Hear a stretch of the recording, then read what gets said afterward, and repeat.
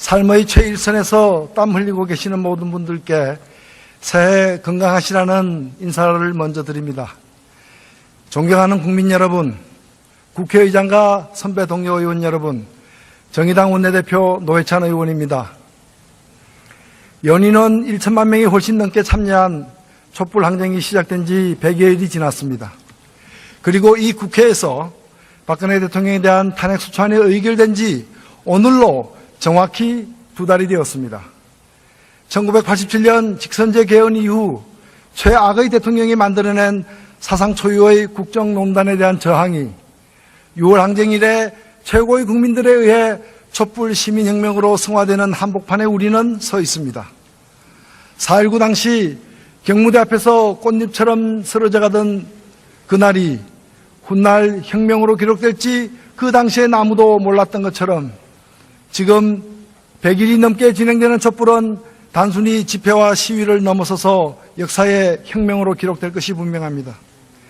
물론 촛불 시민혁명이 4.19나 6월 항쟁처럼 미완의 혁명으로 끝날지 성공으로 귀결될지는 앞으로의 일들이 결정하게 될 것이고 우리는 지금 그 분기점에 서 있습니다. 촛불 광장에서 가장 많은 사람들이 들고 외쳤던 손펜바는 박근혜 퇴진과 이게 나라냐 였습니다. 그러나 유감스럽게도 박근혜 대통령은 자진 사퇴를 거부하였고 이에 따라 국회는 대통령에 대한 탄핵 소추를 의결하고 특검법을 처리하였습니다. 저는 20대 국회가 출범 6개월 만에 절대다수 국민들의 여망을 받아들여 이 같은 역사적 결정을 내린 데 대해 이 자리를 빌어 정세균 국회의장과 선배 동료 의원 여러분의 용단에 경의를 표하고자 합니다. 이제 대통령은 헌법재판소에 의해 탄핵 심판 절차를 밟고 있고 국정농단 세력에 대한 특검의 수사가 진행되고 있습니다. 대다수의 국민들이 바라는 바대로 헌재의 판결과 특검 수사가 이루어진다면 머지않아 대통령은 파면될 것이고 최순실 일당과 함께 사법 처리될 것입니다. 그러면 이 사태는 종결되는 것입니까? 그렇지 않습니다. 대통령이 물러나고 국정농단 세력들이 처벌을 받는 것만으로는 대한민국은 바뀌지 않습니다. 대통령을 탄핵시킨 20대 국회에게 19대 대선으로 들어설 차기 정권에게 중요한 한 가지 과제가 더 남아 있습니다. 바로 이게 나라냐라는 물음에 답하는 일입니다. 촛불 시민혁명은 지난 10월 29일 2만여 명이 첫 촛불을 드는 것으로 시작해서 11월 5일 20만 명, 2주 만인 11월 12일 100만 명이 모여 촛불을 들었습니다. 연인원 참가 인원이 1천만이 넘어선 이 사태에 우리도 놀랐고 전 세계가 함께 놀랐습니다. 이처럼 많은 사람들이 이처럼 빠르게 공감대를 형성하게 된 배경은 무엇입니까? 많은 사람들이 최순실과 정유라를 거론합니다. 그러나 그들은 단지 불씨를 던졌을 뿐입니다. 이미 대한민국은 인화물질로 가득 찬 화약고였습니다. 바로 불평등, 불공정이라는 인화물질 말입니다. 정유라가 돈도 실력이라고 말했을 때 수많은 사람들이 분노한 것은 그것이 거짓이어서가 아니라 사실이었기 때문이었습니다. 어느 철부지의 철없는 주장이 아니라 우리 모두가 알고 있는 대한민국의 적나라한 치부에 대한 조롱이었기 때문입니다. 지난 1월 스위스 다보스 포럼에서 세계 소득 불평등 실태를 고발하는 99%를 위한 경제보고서를 발표해 주목을 받은 바 있는 위니 비아니마 옥스팜 총재는 한국의 촛불 시위는 불평등에 대한 대중의 분노가 표출된 경제사건이라 규정하였습니다. 능력이 없으면 부모나 원망해야 하는 대한민국, 돈이 실력인 대한민국은 우리만 아는 비밀은 아니었습니다. 경제 불평등과 양극화는 현재 지구촌의 공통적인 고민거리입니다. 다보스 포럼이 최근 발표한 세계위험 보고서는 경제 불평등, 세계 양극화, 환경위험 증대를 향후 10년 지구촌을 위협하는 3대 위험 요소로 규정하였습니다. 그러나 우리나라의 경우 경제 불평등과 사회 양극화는 미래의 위험이 아니라 1997년 외환위기 이후 20년째 지속되고 더욱 빠르게 악화되고 있는 현재 진행형의 위험입니다. 지난해 국회 입법조사처가 국제통화기금 등의 자료를 분석한 결과 우리나라 상위 10%의 소득 집중도는 세계에서 가장 빠른 속도로 늘어 1995년 29.2%에서 2012년 44.9%로 미국 다음으로 높은 수준이 되었습니다. 이 20년 동안 비정규직 수, 노인 빈곤율, 노인 자살률, 심지어 노인 범죄율에 이르기까지 각종 양극화 수치가 악화되어 온 것은 잘 알려진 사실입니다.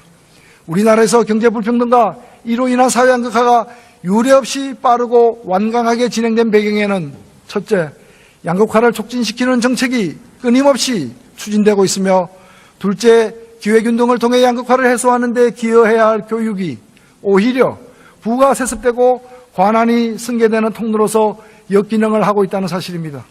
특히 문제가 심각한 것은 이 같은 경제적 불평등이 불공정한 경쟁과 정책 결정을 통해 더욱 악화되고 있다는 사실입니다.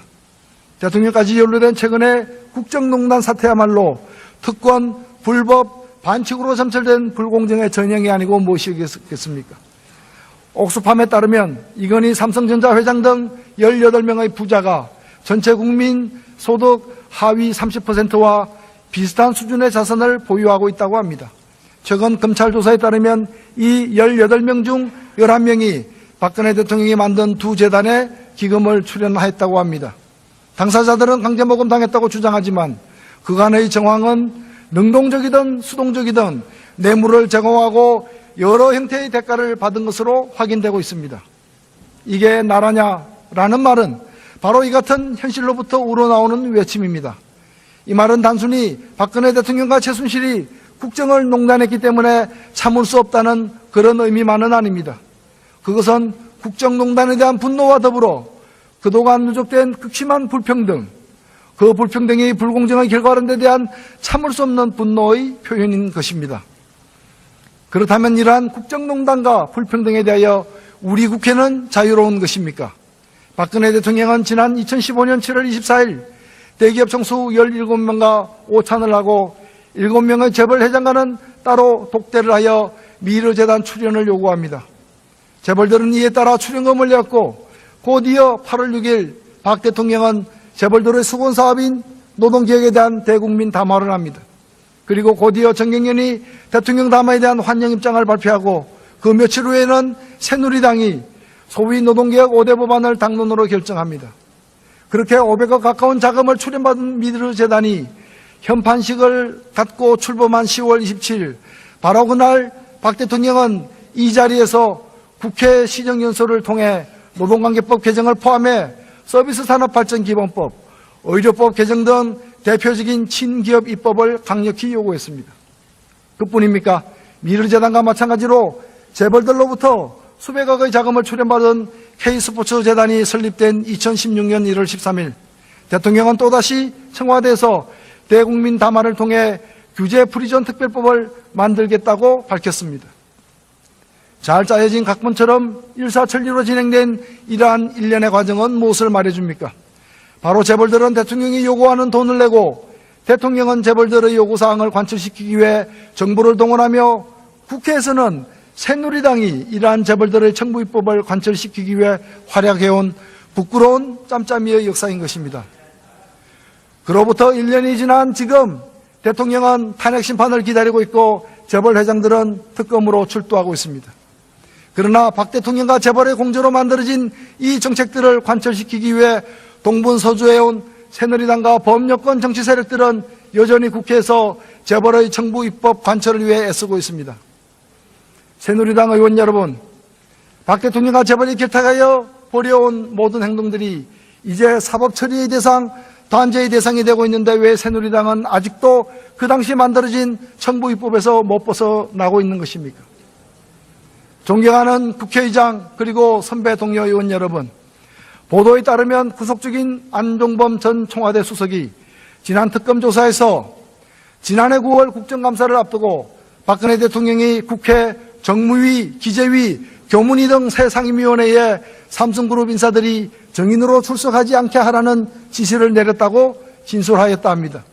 당시 미르와 K스포츠재단 의혹이 불거지면서 여러 야당 의원들이 삼성그룹 임원들을 국감 정인으로 신청한 상태였습니다.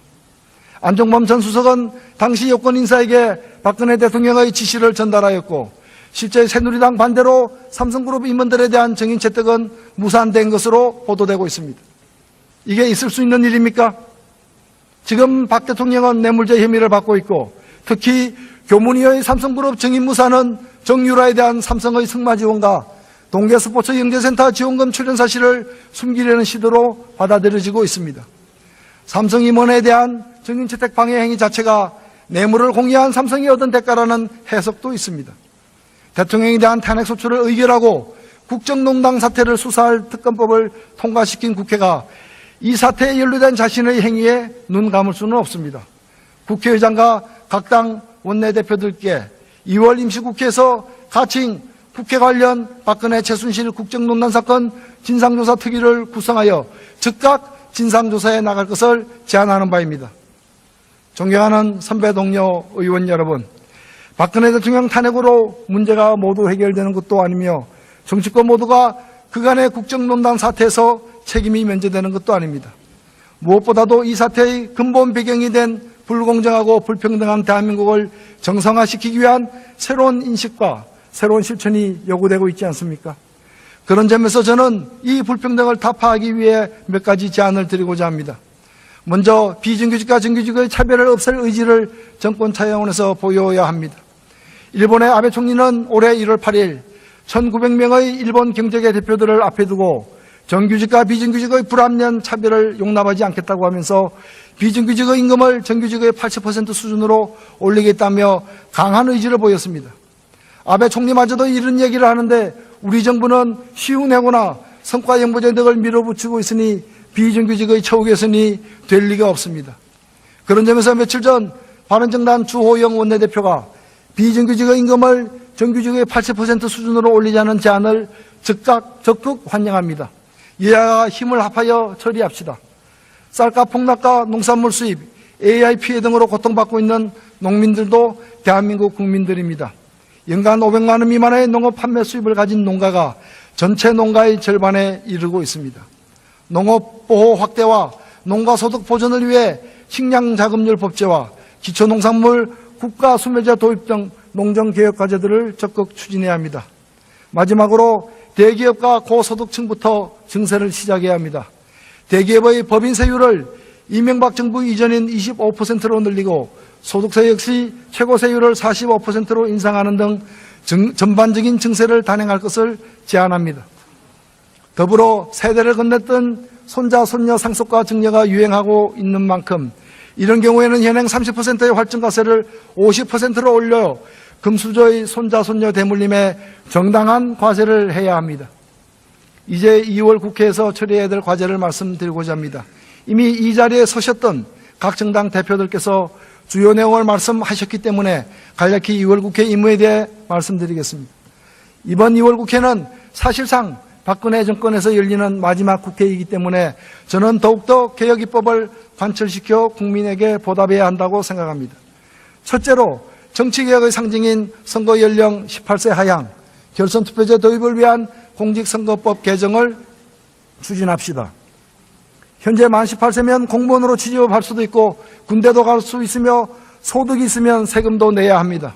그런데 그런 18세 청년이 도대체 무슨 죄가 있길래 유독 투표권만은 못 주겠다는 말입니까? 지난해 4월 13일 총선에서 대학교 1학년 학생 중 80%가 만 19세 이상만 투표권을 주는 현행 법률 때문에 투표권을 행사하지 못한 사실을 알고 계십니까? 100년 전 유관순 여사는 고등학생인 16세에 대한독립 만세를 외쳤는데 21세기 대한민국의 18세는 왜 대학생인데도 투표를 할 수 없단 말입니까? 영국, 오스트리아, 노르웨이는 이미 만 16세부터 선거권을 주는 방안을 논의하고 있습니다. 18세 참정권 보장과 결선 투표제 도입은 더 이상 미룰 수가 없습니다. 2월 국회가 합의하여 꼭 처리해야 합니다.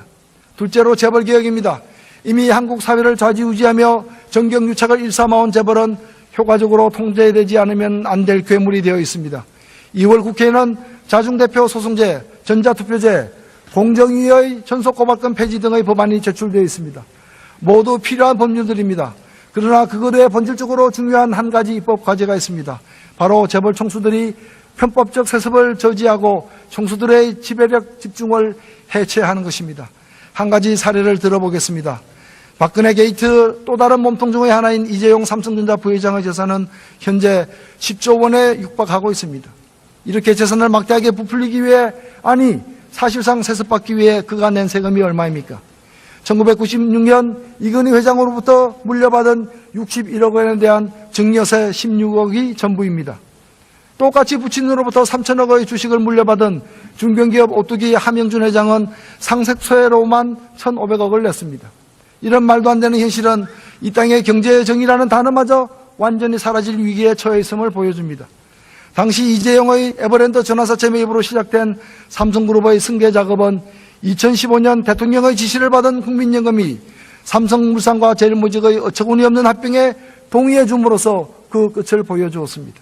이제 그것으로 모자라 삼성은 소위 인적 분할과 자사주의 마법이라는 일반 국민들은 듣도 못한 희귀한 방법으로 수백조 원대의 그룹을 통째로 세습하는 마지막 단계를 지나려고 하고 있습니다. 이미 다수의 다른 재벌들은 이런 방법을 통해 세습 지배구조 확립을 이뤄낸 상태입니다. 삼성이 이제 막 하려고 하는 이런 편법적 승계를 저지하고 다른 재벌들이 이미 저지른 편법적 지배권 확립을 무효화할 법안이 민주당의 박용진, 재윤경 의원 등 여러 의원 등을 통해 상법과 공정거래법 개정안으로 2월 국회에 제출되어 있습니다. 이번 국회에서는 반드시 이 법안들을 처리해야 합니다. 이 이외에도 수많은 개혁 과제가 있습니다. 한일 위안부 협상 무효화, 국정교과서 금지법, 세월호 특조의 재구성, 사드 국회 특위 설치, 복합 쇼핑몰과 대형마트로 인해 생존권 위기에 몰린 자영업자들을 보호하기 위한 유통산업발전법 개정 등이 그것입니다. 이 과제를 성실히 수행하는 것이야말로 박근혜 정권 마지막 국회에 임하는 우리 20대 국회의 자세일 것입니다. 이제 제 연설을 마무리하고자 합니다. 지금 국회에서는 개헌 논의가 한창입니다. 특히 권력 구조에 대한 개헌 논의가 더 활발합니다. 많은 분들이 제왕적 대통령제의 폐해를 지적하고 대통령 권력의 분권을 주장합니다. 개헌에 관한 다양한 견해가 있으나 국회의 권한이 강화되는 데 다수가 동의하고 있습니다. 그러나 승자 독식의 현행 국회의원 선거제도를 그대로 둔 채 국회의 권한을 강화시킨다면 그것은 위험한 길이 될 가능성이 큽니다. 따라서 선거제도의 근본적 개혁이야말로 개헌과 함께 이루어져야 합니다. 공교롭게도 오늘날 복지국가들을 만든 대부분의 나라들이 정당 명부식 비례대표제를 통해 국민의 지지가 권력에 온전히 반영되는 제도를 채택하고 있습니다.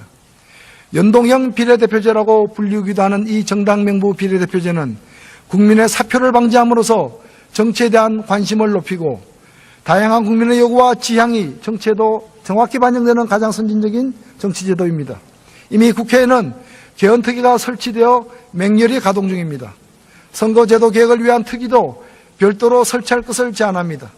그리하여 우상호 더민주당 원내대표의 제안처럼 2018년 6월 지방선거 때 개헌안과 함께 선거제도 개혁안에 대한 국민투표를 동시에 실시할 것을 제안합니다. 국회의원 선거제도는 국회의원을 위한 제도이기 이전에 권력의 주체인 국민들을 위한 제도입니다. 뉴질랜드, 영국도 국민투표를 통해 선거제도를 결정했습니다. 국민의 뜻이 우선 반영되는 선거제도 개혁에 함께 나섭시다. 정의당이 앞장서겠습니다. 긴 시간 경청해 주셔서 고맙습니다. 우리는 서 있습니다. 4.19 당시 경무대 앞에서 꽃잎처럼 쓰러져가던 그날이 훗날 혁명으로 기록될지 그 당시엔 아무도 몰랐던 것처럼 지금 100일이 넘게 진행되는 촛불은 단순히 집회와 시위를 넘어서서 역사의 혁명으로 기록될 것이 분명합니다. 물론 촛불 시민혁명이 4.19나 6월 항쟁처럼 미완의 혁명으로 끝날지 성공으로 귀결될지는 앞으로의 일들이 결정하게 될 것이고 우리는 지금 그 분기점에 서 있습니다. 촛불 광장에서 가장 많은 사람들이 들고 외쳤던 손팻말은 박근혜 퇴진과 이게 나라냐 였습니다. 그러나 유감스럽게도 박근혜 대통령 삶의 최일선에서 땀 흘리고 계시는 모든 분들께 새해 건강하시라는 인사를 먼저 드립니다. 존경하는 국민 여러분, 국회의장과 선배 동료 의원 여러분, 정의당 원내대표 노회찬 의원입니다. 연인원 1천만 명이 훨씬 넘게 참여한 촛불 항쟁이 시작된 지 100여일이 지났습니다. 그리고 이 국회에서 박근혜 대통령에 대한 탄핵소추안이 의결된 지 오늘로 정확히 2달이 되었습니다. 1987년 직선제 개헌 이후 최악의 대통령이 만들어낸 사상 초유의 국정농단에 대한 저항이 6월 항쟁 이래 최고의 국민들에 의해 촛불 시민혁명으로 승화되는 한복판의 대통령은 자진사퇴를 거부하였고, 이에 따라 국회는 대통령에 대한 탄핵소추를 의결하고 특검법을 처리하였습니다. 저는 20대 국회가 출범 6개월 만에 절대다수 국민들의 여망을 받아들여 이 같은 역사적 결정을 내린 데 대해 이 자리를 빌어 정세균 국회의장과 선배 동료 의원 여러분의 용단에 경의를 표하고자 합니다. 이제 대통령은 헌법재판소에 의해 탄핵심판 절차를 밟고 있고 국정농단 세력에 대한 특검의 수사가 진행되고 있습니다. 대다수의 국민들이 바라는 바대로 헌재의 판결과 특검 수사가 이루어진다면 머지않아 대통령은 파면될 것이고 최순실 일당과 함께 사법 처리될 것입니다. 이처럼 많은 사람들이 이처럼 빠르게 공감대를 형성하게 된 배경은 무엇입니까? 많은 사람들이 최순실과 정유라를 거론합니다. 그러나 그들은 단지 불씨를 던졌을 뿐입니다. 이미 대한민국은 인화물질로 가득 찬 화약고였습니다. 바로 불평등, 불공정이라는 인화물질 말입니다. 정유라가 돈도 실력이라고 말했을 때 수많은 사람들이 분노한 것은 그것이 거짓이어서가 아니라 사실이었기 때문이었습니다. 어느 철부지의 철없는 주장이 아니라 우리 모두가 알고 있는 대한민국의 적나라한 치부에 대한 조롱이었기 때문입니다. 지난 1월 스위스 다보스 포럼에서 세계 소득 불평등 실태를 고발하는 99%를 위한 경제, 그러면 이 사태는 종결되는 것입니까? 그렇지 않습니다. 대통령이 물러나고 국정농단 세력들이 처벌을 받는 것만으로는 대한민국은 바뀌지 않습니다. 대통령을 탄핵시킨 20대 국회에게 19대 대선으로 들어설 차기 정권에게 중요한 한 가지 과제가 더 남아 있습니다. 바로 이게 나라냐라는 물음에 답하는 일입니다. 촛불 시민혁명은 지난 10월 29일 2만여 명이 첫 촛불을 드는 것으로 시작해서 11월 5일 20만 명, 2주 만인 11월 12일 100만 명이 모여 촛불을 들었습니다. 연인원 참가 인원이 1천만이 넘어선 이 사태에 우리도 놀랐고 전 세계가 함께 놀랐습니다.